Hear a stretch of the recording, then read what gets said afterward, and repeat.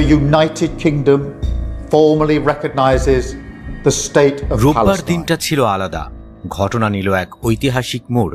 একের পর এক টেলিভিশন চ্যানেল আর সংবাদ মাধ্যমে ভেসে উঠছিল একই শিরোনাম, ফিলিস্তিনকে রাষ্ট্র হিসেবে স্বীকৃতি দিল যুক্তরাজ্য, কানাডা এবং অস্ট্রেলিয়া। খবরটি মুহূর্তেই ছড়িয়ে পড়ল গোটা দুনিয়ায়। প্রথমে খবরটি আসে কানাডা থেকে।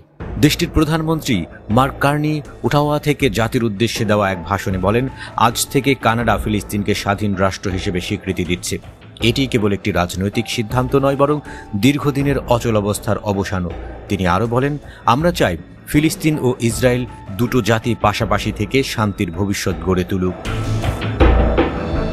কানাডার এই ঘোষণার পর খুব বেশি সময় পেরোয়নি, সিডনিতেও বাজতে শুরু করে ইতিহাসের নতুন ঘণ্টা। অস্ট্রেলিয়ার প্রধানমন্ত্রী অ্যান্থনিও আলবানিস সামনে এসে ঘোষণা দেন তাঁর দেশও ফিলিস্তিনকে রাষ্ট্র হিসেবে স্বীকৃতি দিচ্ছে। তবে তিনি স্পষ্ট করে দেন, এই নতুন রাষ্ট্রে কোনোভাবেই হামাসের ভূমিকা থাকবে না। তিনি বলেন, আমরা ফিলিস্তিনি জনগণের অধিকারকে সমর্থন করছি, কিন্তু সহিংসতা ও সন্ত্রাসের কোনো জায়গা নেই এই রাষ্ট্রে। দিনের নাটকীয়তাকে আরও গভীর করে তোলে লন্ডন। যুক্তরাজ্যের প্রধানমন্ত্রী স্যার কিয়ার স্টারমার সন্ধ্যায় জাতির উদ্দেশ্যে দেওয়া ভিডিও বার্তায় ঘোষণা দেন, আজ আমরা ফিলিস্তিনকে রাষ্ট্র হিসেবে আনুষ্ঠানিক স্বীকৃতি দিচ্ছি। তাঁর ভাষণে ছিল আবেগ, ইতিহাস আর ভবিষ্যতের প্রতিশ্রুতি। তিনি বললেন, মধ্যপ্রাচ্যে ভয়াবহতা বেড়েই চলছে। আমরা চাই টেকসই ফিলিস্তিন রাষ্ট্রের পাশে একটি নিরাপদ ইসরায়েল দাঁড়াক। দ্বিরাষ্ট্রীয় সমাধানের সময় এখনই। কিয়ার স্টারমার আরও আহ্বান জানান গাজার হামাসের হাতে আটক বন্দীদের দ্রুত মুক্তি দিতে। পাশাপাশি তিনি ইসরায়েল সরকারকে অনুরোধ করেন যেন গাজায় অবরুদ্ধ মানুষের কাছে আরও ত্রাণ পৌঁছানোর সুযোগ দেয়া হয়।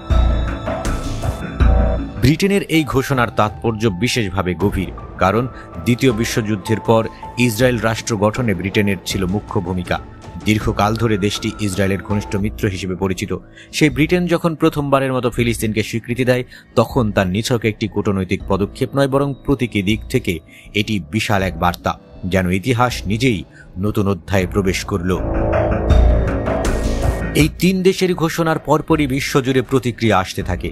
ফিলিস্তিনের মানুষ আনন্দে রাস্তায় নেমে আসে, পতাকা উড়িয়ে উদযাপন শুরু করে। সামাজিক যোগাযোগ মাধ্যমে দেখা যায় অগণিত মানুষ কৃতজ্ঞতা জানাচ্ছে। তবে অন্যদিকে ইসরায়েল সরকারের প্রতিক্রিয়া ছিল সম্পূর্ণ ভিন্ন।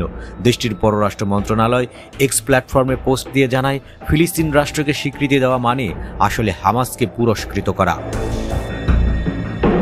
যুক্তরাষ্ট্র এই সিদ্ধান্তে স্বস্তি বোধ করছে না।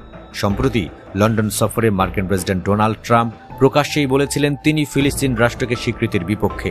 আর তাই কিয়ার স্টারমারের ঘোষণা যুক্তরাজ্য যুক্তরাষ্ট্র সম্পর্কের নতুন চাপ তৈরি করতে পারে বলে মনে করছেন বিশ্লেষকরা। তবে একেবারেই অন্যরকম দৃষ্টিভঙ্গি প্রকাশ করছে সাধারণ মানুষ।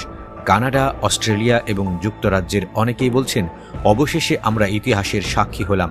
এই সিদ্ধান্ত হয়তো মধ্যপ্রাচ্যের রক্তক্ষয়ী সংঘাত একদিন থামাতে পারবে। বর্তমানে বিশ্বের 140টিরও বেশি দেশ ফিলিস্তিনকে রাষ্ট্র হিসেবে স্বীকৃতি দিয়েছে। এবার সেই তালিকায় যোগ হল তিনটি বড় শক্তি, যুক্তরাজ্য, কানাডা ও অস্ট্রেলিয়া। এর মাধ্যমে G7 দেশগুলোর মধ্যে প্রথমবার কেউ ফিলিস্তিনের রাষ্ট্রীয় স্বীকৃতির পক্ষ নিল। একদিনের মধ্যেই যেন পৃথিবী নতুন করে ভাবতে শুরু করল। কেউ এটিকে ইতিহাসের বাঁকবদল বলছেন, কেউ বা কেবল প্রতীকী উদ্যোগ। তবে সবাই একমত, এই সিদ্ধান্ত মধ্যপ্রাচ্যের দীর্ঘদিনের দ্বন্দ্বে নতুন অধ্যায় যোগ করেছে।